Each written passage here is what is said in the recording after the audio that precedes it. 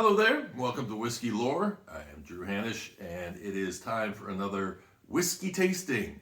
Today I am headed out to Colorado to enjoy a bourbon. But not just any kind of bourbon, this is a high rye bourbon. And it's not just a high rye bourbon, it's an excessively high rye bourbon. In fact, the way that this whiskey came about was the distiller was creating the mash bill, putting everything in that needed to be put in, wasn't paying attention. Sounds familiar. My ADD, I'm thinking about something else. I come back. What does he do? He puts a second dose of rye in there, so it's actually got twice the amount of rye that it's supposed to have. And Colorado 291, I can tell you that their rye is very distinctive, and I'm going to do a tasting on it right now, and you'll get kind of the gist.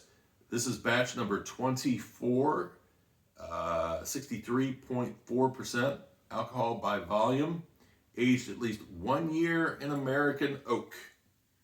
Beautiful bottle, by the way, and this was designed by the founder, Michael Myers, and I interview him. It's a great interview on Whiskey Lore, the interviews, and we chatted about this bottle and his inspiration for it. Just a beautiful, sleek bottle. We also talk about this little wire cage up at the top and this beautiful cork.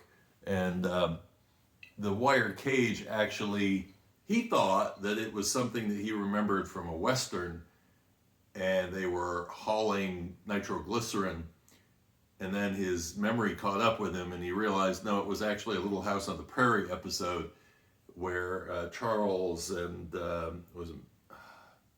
what was his buddy's name? I want to say Mr. French, I think.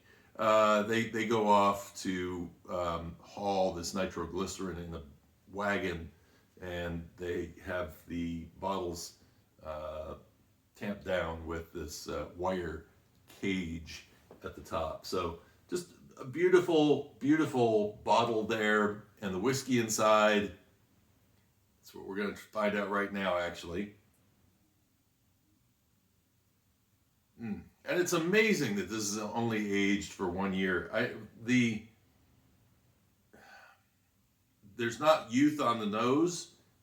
A lot of times when you get something that's this high proof, it's going to burn your nostrils out with alcohol vapors. Not really getting that. Just a nice, real earthy rye.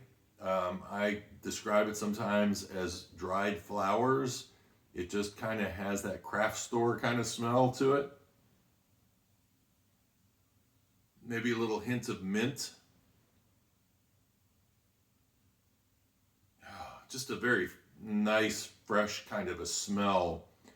But it's a heavier kind of a earthy smell that comes with it. Cheers.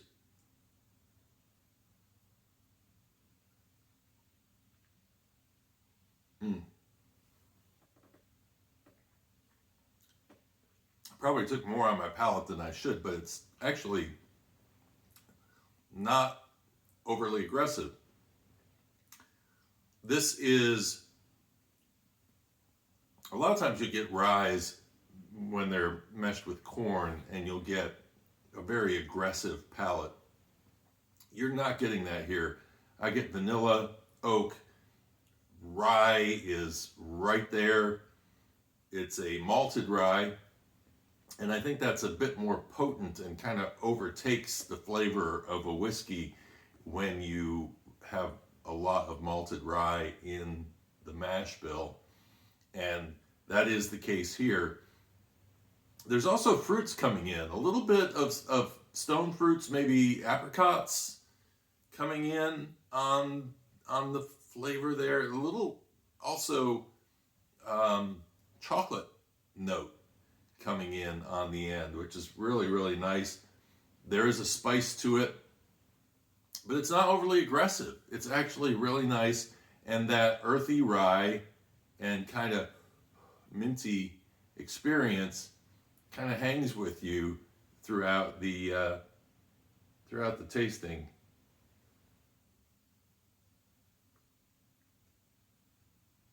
Yeah, they're in a smaller dose, and chocolate kind of comes through on the sides of the tongue, really nice. The rye, oh man, it's just if you say rye, herbally rye, earthy rye, it is right out front. In fact, if I tasted this and you didn't tell me whether it was a rye or a bourbon, I would tell you that it's a rye because it is really, really heavy in rye. I have other Colorado 291 whiskeys that I'll be doing as well coming up in the next month or two, so stay tuned for those because there's really some interesting flavors coming out of Colorado Springs. And if you enjoyed this review, make sure that you like and subscribe, and more tastings on the way. Until next time, I'm gonna have to refill my glass. Cheers and Slainte.